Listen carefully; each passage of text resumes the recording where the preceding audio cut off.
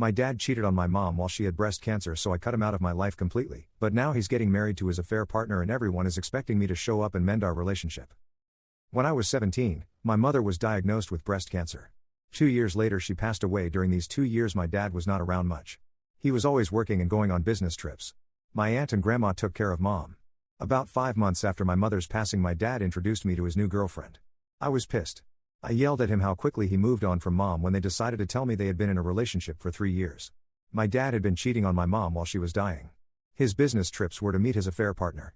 I was so angry I packed my stuff and left his house. I haven't spoken to him since that day. Currently I am 25. The only family I speak to is an aunt who helped me when I left my dad's house.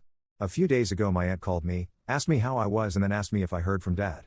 I said why would I hear from him again? My aunt said dad is getting married to his affair partner and by going to his wedding it would help us mend our relationship. I said why would I do that? He is dead to me. There was a silence on the phone for a bit before my dad replied asking if that was what I felt about him. I immediately cut the call when I heard his voice. I realized he was with my aunt when she made the call to me. I texted my aunt telling her I asked her not tell dad anything about me and she agreed back then. She texted me back saying I was a jerk for saying what I said and my dad is crushed hearing that and that I should move on by now. I did not want to argue with someone who helped me so I blocked her. Over the next 2 days, I got sent a wedding invitation to my mailbox. The only person in the family who knew my address was my aunt. And she gave my number to various members of the family. I am being bombarded with calls and texts from dad, uncles, cousins, aunts saying I should give him a chance and come to the wedding. Some calling me names for saying what I said. I got a text from the affair partner saying my dad is thinking of postponing the wedding and I should just talk to him. For context, the affair partner was a friend of my mom and knew she had cancer. I said it's not my fault if he postpones the wedding. I don't want to have a relationship with dad or her. They are trying to force it. It got quiet after that, but being told by so many people from my dad's side I am a jerk did leave me conflicted, but I am sticking to my guns. So am I a jerk? Update 1. Hello, first I want to thank all who commented on the first post and all who messaged me. It really helped me stick with my decision to not go to the wedding. I wanted to update earlier but it's been pretty hectic with work. So, after the many texts and calls from multiple family members, I sent a text to all the numbers detailing what dad did and why I choose to be no contact with him. I then blocked all the numbers. I have changed my number but kept the old number in a separate phone to collect evidence if they start to harass me from random numbers. But luckily nothing happened and I thought that was that. A week or so after that, my aunt's fiancé came to my apartment. He knows what time I get off work and was waiting for me in the parking lot. I was apprehensive but he assured me he only wanted to talk. And according to him the text I sent has caused a rift in that family. He told me that some of the cousins who did not know what happened in the past started to question dad and affair partner and they started to get defensive and deny it, but someone revealed that it was true. This has caused a massive argument within the family with some cousins pulling out of the wedding. Dad wanted to postpone the wedding so he can talk to me but the affair partner threatened to leave him if he did that.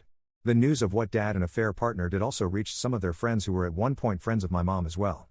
Some of them has also pulled out of the wedding and this caused the affair partner to have a breakdown and started banning anyone who brings it up, family members included, from the wedding. According to aunt's fiancé she is blaming this all on me, says I did this intentionally. I laughed at that. The wedding is still somehow happening. I asked him about my aunt and how all this started and he said all he knows is that there was a conversation of how bad the family would look if I wasn't at the wedding and that my aunt offered to call me. He said that he disagreed but she did it anyway. He said that he is only here because he felt I needed to know what happened. I thanked him but said I will be going completely no contact with her and by extension him as well. He agreed, wished me well and left. I am not going to lie and say I am completely okay. I miss my aunt. I miss my mom. But I know what I did was the right thing. I am currently staying with my girlfriend and she has been cheering me up by coming up with absurd ways to ruin the wedding. As a lot of you said, I should try therapy and I am going to take that advice. Some of the comments has made me realize that I have bottled up a lot of grief and anger. I am super nervous about it but I also feel it'll do me good. So, once again, thank you for all your comments and advice. Update 2. Hello. I don't know if I'm doing this right, but I logged in today and saw a lot of messages asking me what happened and how I'm doing. I wasn't sure if I should write this or if anyone would even see it because I don't know if I am doing it right, but here it goes. For everyone asking what happened at the wedding, I don't know much. All I know is that they got married. No one from that family contacted since then, and I didn't go asking around either. I am at peace with it. As for me, things are different now. First, I want to thank everyone who reached out and asked how I've been holding up. Your kindness means more than I can put into words. I'm getting better, slowly though the journey hasn't been easy. A lot has changed since my last update. I'm single now and have moved to a new city. My ex, who I'll call Mia, and I separated about 4 months after my last post.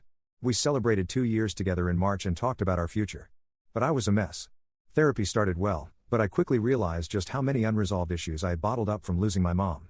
I was struggling emotionally, crying at random, worrying for some messed up thoughts that I might somehow turn into my dad, and spiraling with fears I couldn't control.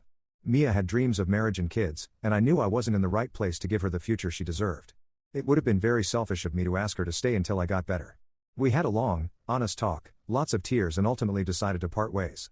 It wasn't easy, but it was the best decision for both of us. Mia and I still cared for each other deeply, and she, along with my friends, checked on me every day after the breakup. I wasn't left to face things alone, and for that, I'm so grateful. In July, I was offered the chance to move to the head office of my company in another city. After discussing it with my therapist, I decided it would be a good opportunity to change my surroundings and start fresh. In September, I made the move. My best friend used 25 days of his 30-day holiday to help me pack, move, and settle in. I can't overstate how much that meant to me. I have incredible friends. Since then, I've been taking things one day at a time. The new office has been amazing. Everyone was so welcoming, which was a big relief since I've been anxious about starting over somewhere new. I now attend online therapy sessions twice a week and grief counseling in person here. It's been helping a lot. I'm in a much better headspace than I was before, though I still don't feel ready to date again. For now, I'm focusing on my career and on continuing to heal. Once again, thank you to everyone who has supported me, whether through messages or just by caring enough to check in.